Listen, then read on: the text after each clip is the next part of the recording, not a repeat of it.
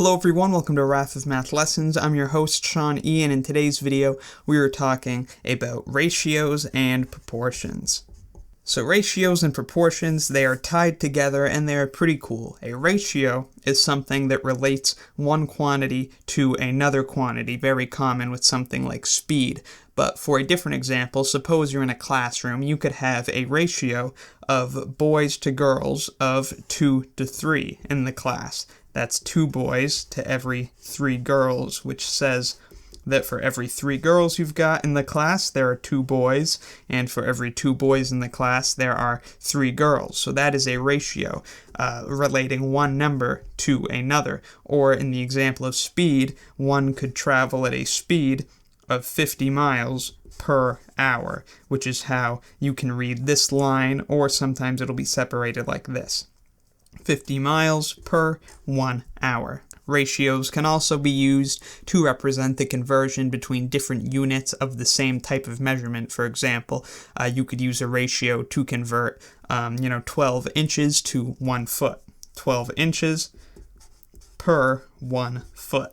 Now a proportion relates 2 ratios as being equal. So 2 ratios are proportional if they are equal in value. So for example, 2/3 is proportional to 4/6. And if you were to reduce both fractions, if they're proportional, then they would come up to the same thing. Of course, you could reduce this down to 2/3, and you can't reduce any more, so you know that they are equal. So these 2 ratios, which are also fractions, are proportional. Proportions are handy for lots of things like percentages and cooking. For example, say you know that if you're trying to make 10 pancakes, there are 2 eggs in your recipe for 10 pancakes. But let's say you're having a bit of a get-together and you want to make, let's say, 30 pancakes. So then you have some number of eggs over 30 pancakes. You know that you need to keep the ratio as proportional, otherwise you are changing the recipe. So this is a ratio of 1 to 5. For every 1 egg, there are 5 pancakes, or vice versa. For every 5 pancakes, there's 1 egg.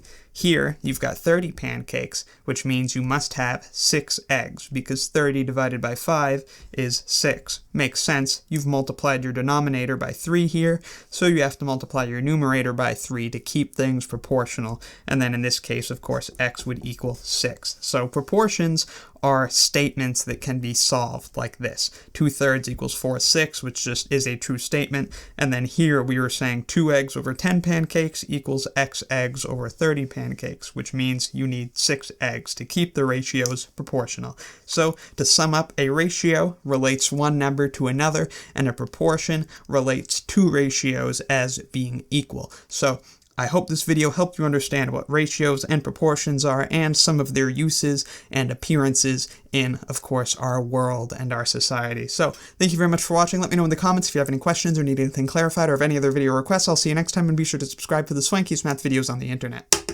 I can hear your voice from all the way up here, dear. Won't you please come to me? You love it up here, dear. There's a light where I float that erases